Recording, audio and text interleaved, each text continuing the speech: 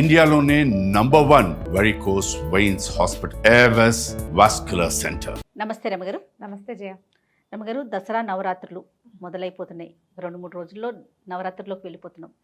ఈ 9 రోజులు మనం చేయాల్సిన విధి విధానాలు, అలానే ఆలయాలన్నీ కూడా భక్తులతో కోలాహలంగా ఉంటాయి. ఇంకా మన విజయవాడ దుర్గమ్మ తల్లి గురించి అయితే ప్రత్యేకంగా చెప్పక్కర్లేదు. ప్రతిరోజు ఒక అలంకరణతో అమ్మవారు చాలా కన్నుల పండుగగా కనిపిస్తూ ఉంటారు కదా. అసలు ఏం చేయాలి, ఎలాంటి విధి విధానాలు పాటించాలి? దసరా 10 రోజుల పండుగ అయితే మన మహాలయ అమావాస్య వెళ్ళిన మరుసటి రోజు నుంచి ఆశ్వేజ శుద్ధ పాడ్యమితో పండుగ ప్రారంభం అవుతుంది. 10 రోజులు అమ్మవారిని నిత్యము అర్చించుకునే విధానాలు కొన్ని. ఇవి పండగ రోజులు కదా, చివరి 3 రోజులు చేసుకుందాం అనుకునే వాళ్ళు కొంతమంది, అదొక పద్ధతి. త్రిరాత్ర వ్రతం అంటారు, 3 రాత్రుల వ్రతం, నవరాత్రి వ్రతము లేదా త్రిరాత్ర వ్రతం. 3 రాత్రులు అంటే సప్తమి, అష్టమి, నవమి 3 రోజులు అమ్మవారిని కలశాన్ని పెట్టుకుని పూజించడం. లేదా మొదటి రోజున మొదలుపెట్టి ఇక్కడి నుంచి మొదలుపెట్టి 9 రోజులు అర్చించి 9వ నాటి రాత్రి అమ్మవారిని సాగనంపి 10వ నాడు విజయదశమి నాడు ఇంకా ఈ దీక్ష ఉండదు. దీక్ష అయిపోతుంది. 9 రోజుల దీక్ష అయిపోయాక అపరాజిత పూజతోటి దసరా పండగ పూర్తవుతుంది. ఎవరి విధానాన్ని బట్టి వాళ్ళు ఆ రకంగా చేసుకుంటారు. దేవాలయాల్లో కూడా కొన్ని చోట్లేమో ఇలా 10 రోజులు రోజుకొక అవతారంతో అమ్మవారిని వెలయించుకోవటం.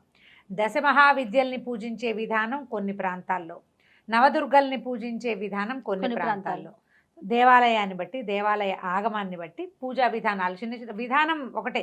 అవతారాలు అలంకరణలు మారుతాయి. అవతారాన్ని బట్టి ఆ రోజున నైవేద్యము, ఆ రోజున అమ్మవారికి కట్టబడేటువంటి వస్త్రాలంకరణ, ఆమెకు సమర్పించే పువ్వులు పుష్ప విధానము, ఏ పూజ విధానము అని పాటిస్తున్నారో ఇక ఆ లైన్లో వెళ్తారు. సాధారణంగా మనలాగా ఇళ్లలో పూజ చేసుకునే వాళ్ళు ఏం చేస్తాము, కలశం పెట్టుకోవటం పెద్ద పని. ఈ కలశం పెట్టడం అంటే ప్రాణప్రతిష్ఠ చేసుకోవటము, కలశారాధన చేయటం. తర్వాత ఏమో ఒక మన 10 రోజులు అఖండ దీపారాధన ఉంచుకోవటం. అంటే దీపం ఇంకా మలగదు. మొదటి రోజున వెలిగిస్తే చివరి రోజు దాకా అది అట్లా కంటిన్యూ చేయాలి. దానికోసమని కొన్ని రకాల నియమాలు పెట్టుకోవటము, 10 రోజులు నియమం పెట్టుకోవటం. అయితే ఇవి సాధారణంగా ఏంటంటే ఇళ్లల్లో లేనప్పుడు, మనకి ఇంట్లో అలవాటు లేదు, ఏదో విని ఒక ఎక్సైటెడ్గా దీనివల్ల అత్యద్భుతమైన మంచి ఏదో జరుగుతుందని మొదలు పెట్టుకుంటే భయంగా ఉంటుంది. అవును, భయం వేస్తుంది. ఇళ్లలో ఉండి పెద్దవాళ్ళు ఉండి పద్ధతులు అలవాటు అయ్యి ఉన్న వాళ్ళు చేసేసుకుంటారు. వాళ్ళకి మనం చెప్పేది ఏం లేదు. కొత్తగా ఇది ఏదైనా దసరా 10 రోజులు చేసుకోవాలంటే సులువైన పూజా విధానాన్ని అనుసరించండి. స్ట్రెస్ తీసుకోవద్దు. ఎప్పుడు దేవతార్చన దేవతారాధన స్ట్రెస్ఫుల్గా ఉండకూడదు, బ్లిస్ఫుల్గా ఉండాలి, సంతోషంగా ఉండాలి. చక్కగా సరదాగా రోజు కాసిన కొత్త పువ్వులు, ఫ్రెష్ పువ్వులు అమ్మవారికి అలంకారం చేసుకోవటం, చక్కగా పసుపు రాసి బొట్టు పెట్టుకోవటం, మనం కూడా కాళ్ళకి పసుపు రాసుకోవటం, సూత్రాలకు పసుపు రాసుకోవటం. ప్రతిరోజు తలంటి పోసుకోవాలా, ఇదొక ప్రోగ్రామ్ ఉంటుంది. 2 పూట్ల తలస్నానం చేయాలా అని.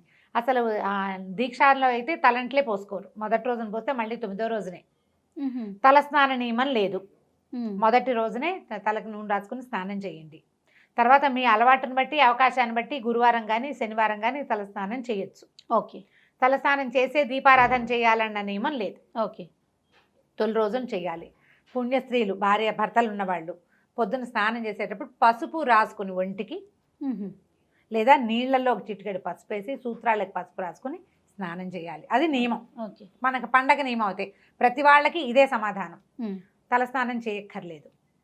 ఈ నియమంతో మనం 9 రోజులు ఏం చేయొచ్చు, రోజు 10 రోజుల పాటు అంటే చివరి అపరాజిత పూజ వరకు ప్రతిరోజు లలితా శాస్త్రమే చేసుకుని మన ఇంట్లో ఉన్న లలితమ్మకే దీపారాధన చేసుకుని పువ్వులు పెట్టుకుని పూజ చేసుకోవచ్చు పద్ధతి ఇది. రోజు లక్ష్మీ అష్టోత్తరం మనకు అదే వచ్చు, ప్రతిరోజు లక్ష్మీ అష్టోత్తరమే కూడా చదువుకుని పూజ చేసుకోవచ్చు. అలాగే కాకుండా ఏ రోజు అవతారం అది. మొదటి రోజు బాలాదేవికి సంబంధించినటువంటి స్తోత్రం బాలాస్తుతి, అది చదువుకోవటం. బాలకి మనకి ఇది దొరికితే అష్టోత్తరం దొరికితే బాలా అష్టోత్తరం, బాలా త్రిపుర సుందరికి. 2వ రోజున అమ్మవారు మారుతుంది, అన్నపూర్ణ, మహాకాళి, మహాలక్ష్మి, మహాసరస్వతి రూపాలు మారుతాయి. ఆ రోజును బట్టి ఈ రోజున ఫలానా అలంకారము, ఫలానా పూజ, ఫలానాది అని దేవాలయంలో ఏం చేస్తారో మనం కూడా ఆ స్తోత్రాలు చదువుకోవటం, ఆయా నివేదనలు పెట్టుకోవటం. అలాగూ ఇలాగూ కూడా చేయొచ్చు. ఏదైనా కరెక్టేనమ్మా, చెయ్యటమే ఇంపార్టెంట్. అంతే. మీరు 10 రోజుల పాటు ఒక నియమాన్ని పెట్టుకుని ఆ నియమ పాలన చేయండి. 2 పూట్ల దీపం పెట్టుకోవటం ఒక నియమం, 2 పూట్ల పూజ చేసుకోవటం ఒక నియమం, 2 పూటల స్తోత్రమో శ్లోకమో చదువుకోవటం. ఇది ఇప్పుడు ఇవన్నీ పాటించలేం. దండం పెట్టుకోండి ప్రతిరోజు. ఇవి మంచి రోజులు. ఇవి ఏంటంటే మనకి ఎట్లా చెప్తారు, మనకి నిన్నటి నుంచి అంటే ఇప్పటిదాకా వర్ష ఋతువు వెళ్ళిపోతుంది. శ్రావణ భాద్రపదాలు వర్ష ఋతువు కదా, ఆశ్వేజ కార్తీకాలు శరద్ ఋతువు, శరత్కాలం వస్తుంది. ఈ శరత్కాలంలో ఏంటంటే మనకి ప్రతి ఋతువులోనూ ఒక్కొక్క పంధ ఉంటుంది. శరత్కాలంలో దేవి సాన్నిధ్యం ఎక్కువగా ఉంటుంది. అమ్మవారు తనంటే ప్రకృతి మనకి ఎట్లా ఉంటుంది, వర్షాలు ఉన్నంతసేపు బురద బురదగా చీదరగా ఉంటాయి వాతావరణం, మొక్కలన్నీ చక్కగా చెట్లు గిట్లు పచ్చగా అయిపోతాయి. అవును, ఫుల్ గ్రీనరీ ఉన్నా కూడా ఒక చిత్తడి ఒక చికాకు ఖచ్చితంగా ఉంటుంది వర్షాకాలం. వానలు తగ్గి శరత్కాలం వచ్చేసరికల్లా చిత్తడి తగ్గిపోతుంది, శోభాయమానంగా ఉంటుంది, ప్రకృతి ఇవ్వడానికి సిద్ధంగా ఉంటుంది. మహామాయ ప్రపంచమంతా ఆవరించి ఉంటుంది. ఇప్పుడు ఈమెని సరిగ్గా నువ్వు ప్రార్థిస్తే సరి అయిన సమాధానం వస్తుంది. ఓకే, అందుకని ఇప్పుడు శరత్కాలపు వెన్నెల కూడా అత్యద్భుతమైన వెన్నెల శరత్కాలపు వెన్నెలే. అవును, ఈ సీజన్లో చంద్రుడు కూడా అతి ప్రసన్నంగా ఉంటాడు. మానసిక సమస్యలు దూరం అయ్యే కాలం ఇది. భార్యాభర్తలు కొట్లాడుకున్నా, వర్షాకాలం కొట్టుకున్న వాళ్ళు శరత్కాలం వచ్చేసరికి తగ్గిపోతారు. శరత్కాలం మేఘాలు కూడా మహాద్భుతంగా ఉంటాయి. అన్ని గొప్పవే ఇక్కడ. ఇలాంటి గొప్ప కాలంలో మనం దేవి సాన్నిధ్యం ఉన్న సమయంలో నమస్కారం, పూజ, స్తోత్రం, పాఠం ఏదో ఒకటి చేయటం. దీంతోపాటు మనం ఈ 10 రోజులు అమ్మవారికి ప్రత్యేకంగా చెప్పబడే రాత్రులు కాబట్టి కుమారి పూజ చేసుకోవచ్చు. కుమారి పూజ కూడా 2 ఏళ్ల వయసు నుంచి 9 ఏళ్ల వరకు. ఓకే, 2, 3, 4, 5, 6, 7, 8 సంవత్సరాలు నిండితే 9వ ఏడు వచ్చిన పాప ఇంకా పనికిరాదు. మనకి అష్టవర్షాత్ భవేత్ కన్య అని చెప్తారు. 8 ఏళ్ళు నిండితే కన్య, అక్కడి నుంచి పనికిరాదు.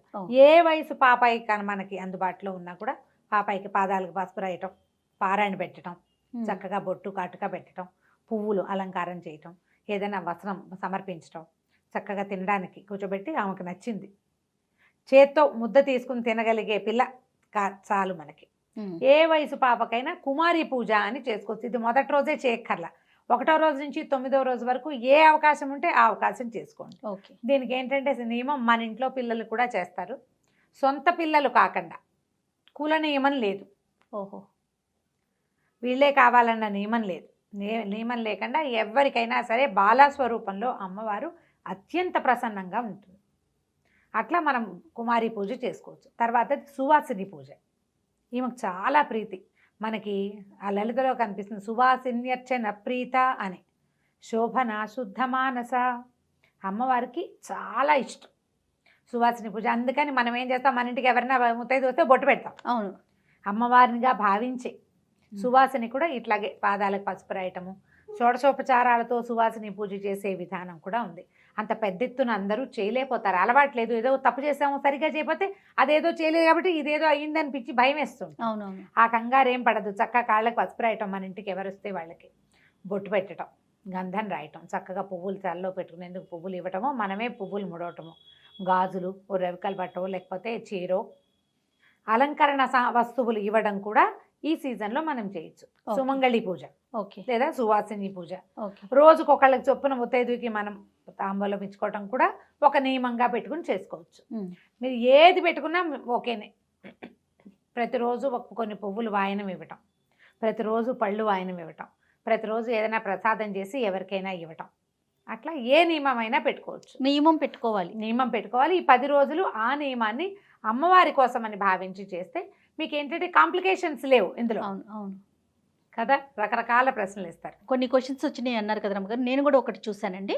ఏంటంటే నియమం పెట్టుకుంటాం కదా, మధ్యలో పీరియడ్స్ వచ్చినాయి అనుకోండి, ఎట్లా కంటిన్యూ చేయాలా, మధ్యలో ఆపేయాలా, లేకపోతే మన బదులు ఇంకెవరితో అయినా చేయించాలి, ఇట్లా రకరకాల ప్రశ్నలు రమ్మగారు. ఇప్పుడు మన ఇంట్లోనే అయితే ఎవరు లేరనుకో, ఏం చేస్తాం, దండం పెట్టుకుని ఊరుకోవటమే.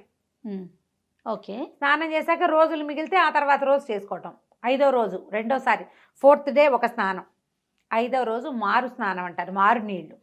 5వ రోజున పసుపు రాసుకుని తల స్నానం చేయండి, షాంపూ చేసేసేయండి, తల శుభ్రంగా వదిలించేసుకోండి, ఆ విప్పిన బట్టలు అవి ఇంకా ముట్టుకోబోకండి, అప్పుడు మీరు చేసుకోవచ్చు.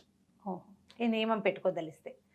మళ్ళీ అంటే పూర్వశివాసినులు భర్త లేని వాళ్ళు చేసుకోవచ్చు, లక్షణంగా పూజ చేసుకోవచ్చమ్మా. ప్రతిసారి అసలు ఈ ప్రశ్న అడగద్దు, హాయిగా చేసుకోవచ్చు. మీరు అమ్మవారికి చదువుకోవడానికి ఎవరు అడ్డం వస్తారు, ఎవరు కాదంటారు, ఏ శాస్త్రం చెప్పింది చేయకూడదని? ఒక్క సాధారణ నియమం మనం పాటించేది ఏమిటి, మనకు లోక సహజంగా నేను చెప్పడం కాదు, సహజంగా పాటించేది.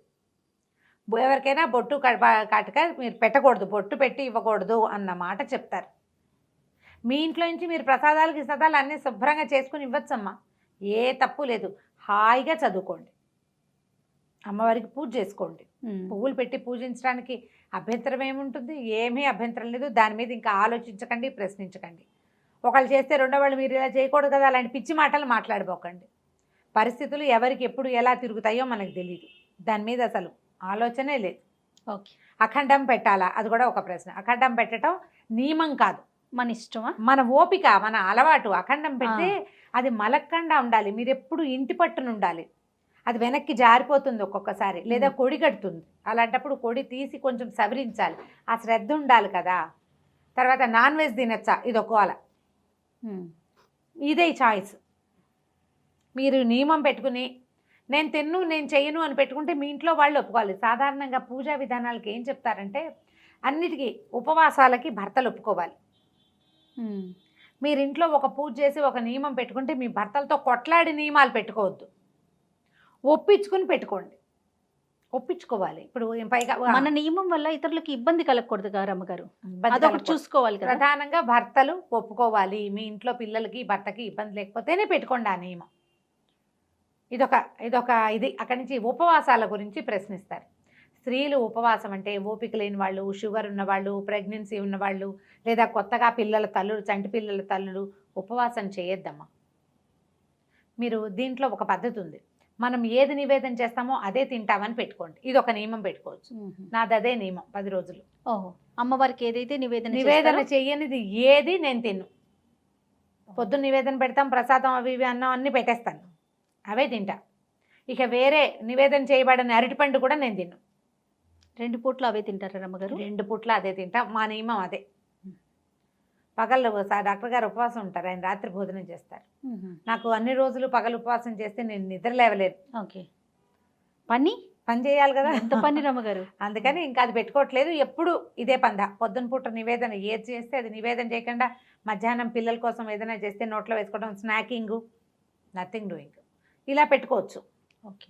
ఈ ఉపవాసం ఉండటం కూడా పగలు ఉపవాసం ఉండి రాత్రి భోజనం ఇవి రాత్రి పూజ చాలా ఇంపార్టెంట్ దసరాల్లో. సాయంకాలం చేసే పూజ మంచిది, చాలా అంటే విశేషమైందని చెప్తారు. రాత్రి అని చెప్పబడుతోంది కదా, అదేలేండి. మీ వెసులుబాటు, మీరు చేసుకోగలిగితే సాయంకాల పూజ సంధ్యాకాలం నుంచి మొదలుపెట్టి రాత్రికి చేసే పూజ. మీరు ఆ నియమం పాటించలేకపోతే పొద్దునే చేసుకోండి. కొంతమందికి కుదరదు, అవును, కొంతమందికి కుదరదు. పొద్దుటి పూట చేసేసుకోండి. సాయంకాలం ఒట్టిగా దీపారాధన చేసుకోండి. పిల్లలు స్కూల్ నుంచి ఇంటికి వచ్చాక అక్కడ కూర్చొని చదువుకోవడానికి దానికి కుదరదు, చిన్న చిన్న పిల్లలు. లేదా పిల్లలు సాయంకాలాలు ఆటలాడుకుంటారు, వాళ్ళని వెతుక్కుంటూ ఉండాలి, అది కూడా ఉంటుంది. ఇప్పుడు స్కూళ్ళు ఉండవు కదా, సెలవులే కాబట్టి పర్వాలా. పొద్దున పూట ఏమైతే ఏదో ఆడుకుంటారు, ఏదైనా బ్రేక్ఫాస్ట్ చేసి అక్కడ పెట్టేస్తే వాళ్ళ దారిని వాళ్ళు తింటారు. ఆ టైంలో మీరు ఏమన్నా చదువుకోవచ్చు, పూజ చేసుకోవచ్చు. సాయంత్రం కష్టమైతే సాయంత్రాలు పెట్టుకోపోకండి, ఉదయకాలమైనా చేసుకోవచ్చు. ఉపవాసం ఉండదలుచుకున్న వాళ్ళు పూజ అయ్యే వరకు ఉపవాసం చేయండి. బ్రేక్ఫాస్ట్ చేసి పూజ చేయకుండా పూజ అంతా అయిపోయాక నివేదన చేశాక అప్పుడు తినండి. అది ఆ నియమం కూడా పెట్టుకోవచ్చు. ఉపవాసాలకి భర్తలు ఒప్పుకోవాలనేది నియమం. భార్య భర్త కలిసి ఉండొచ్చా, ఆ ప్రశ్న కూడా వచ్చింది, అది కూడా వచ్చింది. అవన్నీ కూడా మీ చాయిస్ లేనమ్మా. మీకు తప్పు అనిపిస్తే చెయ్యొద్దు, తప్ప అని ఎవరినైనా అడగండి. అది మీ ఇంట్లో పరిస్థితిని బట్టి కదా, మీ పరిస్థితిని బట్టి, మీ అండర్స్టాండింగ్ని బట్టి, మీ వెసులుబాటును బట్టి. మర్నాడు పొద్దున పసుపు రాసుకుని స్నానం చేయండి అని చెప్పాను కదా క్లియర్గా.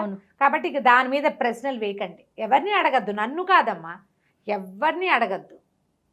మీకు అదేదో బ్లెండర్ మిస్టేక్ అని అనిపించింది అనుకో, చేయకండి, చేయొద్దు. చేయాల్సి వచ్చింది, దండం పెట్టుకోండి దేవుడికి. ఏం చేయను, నా పరిస్థితి ఇది, నా పరిస్థితి కూడా నువ్వే కల్పించావు. అయినా అన్ని బాగానే ఉన్నా మీ ఇష్టారాజ్యంగా చేయమని చెప్పటం లేదు. తప్పనిసరి అయితే చేయండి, ఏం పర్వాలేదు. పొద్దున్న స్నానం చేస్తే సరిపోతుంది. పసుపు రాసుకుని స్నానం చేయండి. సువాసనకి పసుపు రాసుకుని స్నానం చేయటమే చెప్తారు పెద్దవాళ్ళు. యథావిధిగా పూజ చేసుకోండి. నేను పూజ చేస్తాను, మా ఆయన దండం కూడా పెట్టాడండి, ఏం చేయాలి? మానేమనండి. ఇన్ని ప్రశ్నలు పంపించారు నాకు అసలు నాకే ఓ 50 ప్రశ్నలు వచ్చినాయి. అదే ఇదా దాని ఇంకా నేను అన్ని చెప్పలా, ఇంకేవో మిస్కొట్టి ఇచ్చేసి ఉంటా కొన్ని, ఇంకా వస్తాయి క్వశ్చన్స్. దీపం ఎటుపోయి ఎలా పెట్టాలి, 2 పూట పొద్దున పెట్టిన దీపం సాయంత్రం దాకా ఉండాలా అని. అలా ఏం లేదమ్మా, మీరు అఖండం పెడితే ఓ విధానం. కలశం పెట్టడం గురించి మీ ఇంట్లో ఆచారం ఉంటే, పెద్దవాళ్ళు ఉంటే వాళ్ళ పర్మిషన్ తోటి పెట్టుకోండి. లేని ఆచారాలని చెయ్యబోకండి. ఎందుకంటే స్వధర్మ నిధనం ఎప్పుడూ మంచిది. మీ ఇంట్లో ఏం చేస్తారో అది చేసుకోండి. మీకు సార్ చేసుకోవాలని ఉంటే పెద్ద పెద్దవి చేయబోకండి. నేను చెప్పినట్టు సింపుల్గా ఏదైనా చక్కగా చదువుకోండి, రోజుకొకటి. అయితే చాలా సందేహాలు, ధర్మ సందేహాలు చాలా ఉన్నాయి రమ్మగారు. ఈ నవరాత్రులకు సంబంధించి మనం ప్రతిరోజు కూడా అమ్మవారికి సంబంధించి ఆ రోజు అలంకరణ, ఆ రోజు పూజా విధానం, మనం పాటించాల్సిన విధి విధానాలు ఇవన్నీ కూడా మనం ప్రేక్షకులకి అందిద్దాం రమ్మగారు. ప్రతిరోజు 10 days. రేపొద్దున అమ్మవారికి ఎలాంటి వస్త్రం సమర్పించాలి, ఏ అమ్మవారిని పూజించాలి, అవును, ఏ ప్రసాదం పెట్టుకోవచ్చు, అది కూడానమ్మా నేను చెప్తున్నాను. మనకు దుర్గగుడిని ఫాలో అవుతాం మనం. విజయవాడలో ఉన్న కనకదుర్గాదేవి ఇంద్రకీలాద్రి మీద ఉంది. అమ్మవారి దేవాలయంలో ఏం చేస్తారో అది చెప్తాం. అట్లనే అయితే దాంతో పాటుగా అక్కడ ఏం చేశారో అది చేయకపోతే కొంప మునిగిపోతుందని మాత్రం అనుకోవద్దు. అవకాశం ఉన్నంత వరకు చేయండి. లేకపోతే రోజు ఒకటే చదువుకోవచ్చు, అంతే. రోజు ఒక నైవేద్యమే పెట్టచ్చు. అవన్నీ విశేషాలు చేయలేరు. మీరు వండుకున్న అన్నం, పప్పు, నెయ్యేసి బెల్లం వేసి నైవేద్యం చేయండి, అది కూడా పనికొస్తుంది. అబ్బే మేము చేయలేము, పాలు పళ్ళు పెట్టండి, అది కూడా పనికొస్తుంది. ఇది విధానం. కుదిరితే చేసుకోండి, ఎంత కుదిరితే అంత చేయండి, అసలు చెయ్యండి చాలు. అంతే. నమస్తే రమ్మగారు. నమస్తే.